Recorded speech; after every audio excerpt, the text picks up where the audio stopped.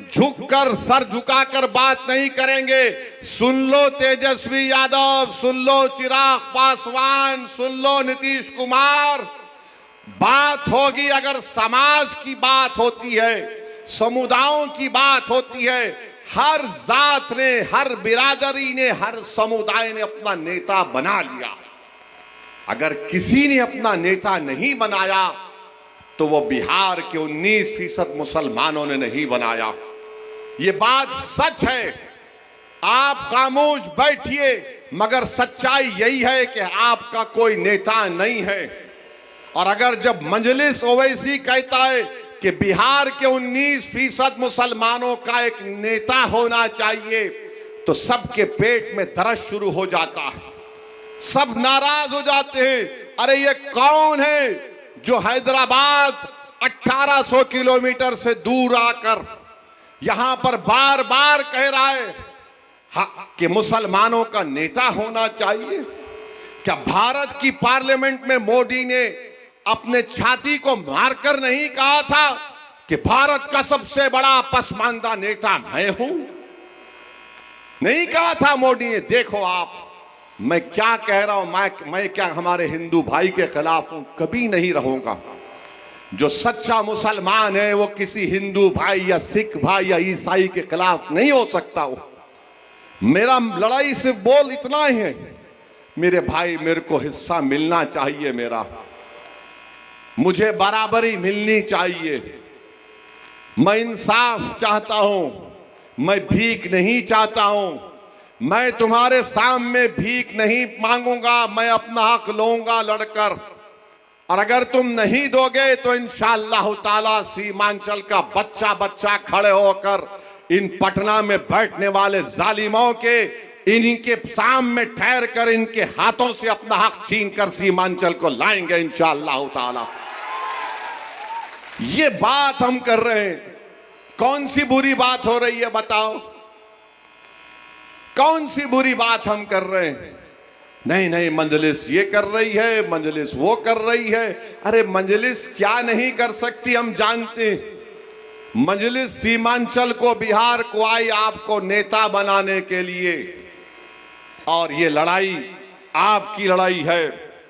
मेरी आपसे गुजारिश है कि आप खास तौर से हमारे नौजवान लड़के और लड़कियां, आप एक एक वोट का सही इस्तेमाल करिए। हमारे जाने के बाद, मेरी सभा के बाद अक्सर क्या होता है कि 2-3 दिन तक शैतान मसरूफ रहता है।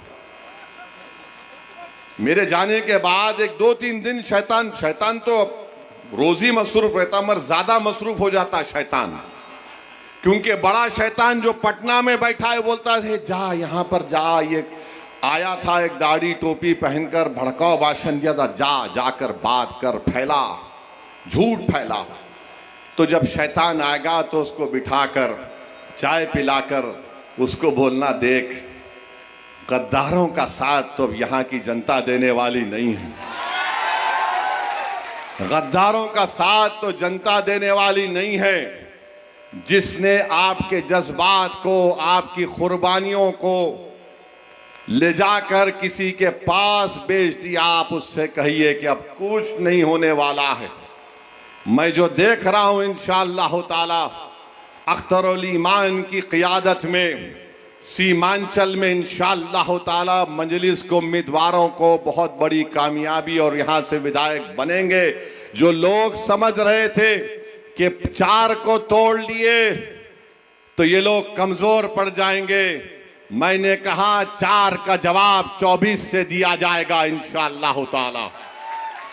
और हम भारत के प्रधानमंत्री नरेंद्र मोदी से कह रहे हैं, मोदी जी आपने वक्फ का काला कानून बनाकर आप ये समझ रहे हैं कि मस्जिदों को, दरगाहों को, खानकाहों को, कब्रस्तानों को छीन लिया जाएगा। आप बहुत बड़ी गलती कर रहे हैं। हम मस्जिद को नहीं छोड़ने वाले हैं इंशाअल्लाह ताला। हम अपनी खानका, दरगाह और कब्रस्तान को, ईदगाह की जमीन को नहीं छोड़ने वाले हैं। नीतीश कुमार, मोदी, चिराग पासवान और कुशवाहा साहब ने मिलकर एक ऐसा गंदा कानून बनाया है जिसके जरिए से हमारी मस्जिदों को छीनना चाहते हैं। मेरे भाई, मुत्तहिद रहिए। आपने देखा कि भारत की पार्लियामेंट में जो लोग कहते थे ये एक ओवैसी क्या करेगा, अल्लाह का बहुत बड़ा करम है कि अल्लाह ने अपने हबीब के सदक़े में मुझे बोलने की सलाहियत से नवाजा और मैंने भारत की पार्लियामेंट में आप तमाम की तरफ से खड़े होकर कहा हम इस काले कानून को नहीं मानते, ये बाबा साहिब अम्बेडकर के बनाए हुए संविधान के खिलाफ है। मैंने दस्तूरी कानूनी दलाइल देकर इस वक्फ कानून के एक एक सेक्शन की धज्जियां उड़ाकर आखिर में कहा सुनो मोदी, अमित शाह, हम अपनी मस्जिद का सौदा नहीं कर सकते। मैंने उस कानून को फाड़कर भारत की पार्लियामेंट में रख दिया। फिर जब कमेटी बनाई गई पार्लियामेंट की, 128 पेजेस की रिपोर्ट मैंने लिख कर दी। 128 पेजेस की रिपोर्ट, अगर कोई पढ़ना चाहता है इंटरनेट पर अवेलेबल है, आप देख सकते हैं। एक 44 तरमीमात पर एक तरमीम के ऊपर 4-4, 5-5 सफ़े मैंने लिखे, वकीलों के साथ बैठ के सुप्रीम कोर्ट के जजमेंट का हवाला देकर। मेरे भाई, आपको हमारे साथ इस लड़ाई में साथ देना है। आप साथ हैं हमारे इंशाअल्लाह ताला। मुझे यकीन है कि और पहले से ज्यादा तादाद में आप हमारा साथ देंगे। और कोई बोलेगा तौसीफ आलम के बारे में, हाँ, तौसीफ आलम 4 मर्तबा के विधायक थे।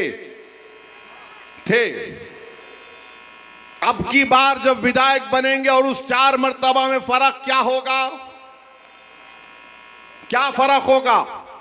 सुनो, विधानसभा की गयूर अवाम, 4 मर्तबा जब तुमने विधायक बनाया तो वो ऐसी पार्टी से जीते थे जिसको बोलने की इजाजत नहीं थी।